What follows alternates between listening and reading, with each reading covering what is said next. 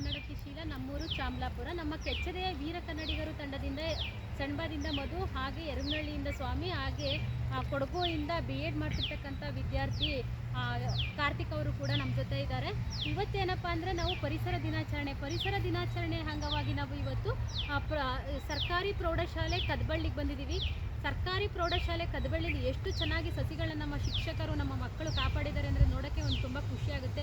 ಯಾಕೆಂದರೆ ನಾನು ಇವತ್ತು ಹೋದ ವರ್ಷ ಕೂಡ ನಾನು ಸರ್ಕಾರಿ ಶಾಲೆಗಳಿಗೆ 1,000 ಗಿಡಗಳನ್ನು ನೆಡೆಸಿದ್ದೆ. ಏನಕ್ಕೆ ನೆಡೆಸಿದ್ದೆ ಅಂದರೆ ಸರ್ಕಾರಿ ಶಾಲೆಗಳಿಗೆ ಗಿಡಗಳನ್ನು ನೆಡೆಸಿದರೆ ನಮ್ಮ ಶಿಕ್ಷಕರು ಮತ್ತು ಮಕ್ಕಳು ಆ ಗಿಡಗಳನ್ನು ಕಾಪಾಡ್ತಾರೆ ಅಂತ ಒಂದು ನಂಬಿಕೆಯಿಂದ ನಾನು ಸರ್ಕಾರಿ ಶಾಲೆಯನ್ನು ಆಯ್ಕೆ ಮಾಡ್ಕೊಂಡಿದ್ದೀನಿ. ಈ ಸಲ ಕೂಡ ನಮ್ಮ ಸರ್ಕಾರಿ ಶಾಲೆಗಳಿಗೆ ಒಂದು 2,000 ಗಿಡಗಳನ್ನು ನೆಡ್ತಕ್ಕಂಥ ಒಂದು ಅಭಿಯಾನ ಇದೆ. ಯಾಕೆಂದರೆ ನಾನು ಹೋದ ವರ್ಷ ಕೂಡ ಮಂಡ್ಯ ಜಿಲ್ಲೆಯಾದ್ಯಂತ ಹಸಿರು ಅಭಿಯಾನ ಅಂತ ಒಂದು ಕಾರ್ಯಕ್ರಮವನ್ನು ಇಟ್ಕೊಂಡು ಆ ಕಾರ್ಯಕ್ರಮದಡಿ ಪ್ರತಿ ವರ್ಷ ಕೂಡ 1,000 ಇಲ್ಲ 2,000 ಗಿಡಗಳನ್ನು ನಡೆಸ್ಕೊತಾ ಬರ್ತಾ ಇದ್ದೀನಿ. ಯಾಕೆಂದರೆ ಮಳೆ ಸ್ಟಾರ್ಟ್ ಆಗಿ ಜೂನಿಂದ ಜುಲೈವರೆಗೂ ಒಂದು ತಿಂಗಳಲ್ಲಿ ನಾವು ಎಷ್ಟು ಗಿಡಗಳನ್ನ ನೆಡ್ತೀವೋ ಮಳೆ ಬರುತ್ತೆ, ಆ ಗಿಡಗಳು ಸೇವ್ ಆಗುತ್ತೆ. ಹಾಗಾಗಿ ನಾನು ಸರ್ಕಾರಿ ಶಾಲೆಯ ಶಿಕ್ಷಕರು ಪರಿಸರದ ಮೇಲೆ ತುಂಬ ಆಸಕ್ತಿ ಇಟ್ಟಿರ್ತಾರೆ. ಅದಕ್ಕೋಸ್ಕರ ನಾನು ಸರ್ಕಾರಿ ಶಾಲೆನ ಆಯ್ಕೆ ಮಾಡ್ಕೊಂಡಿದ್ದೀನಿ.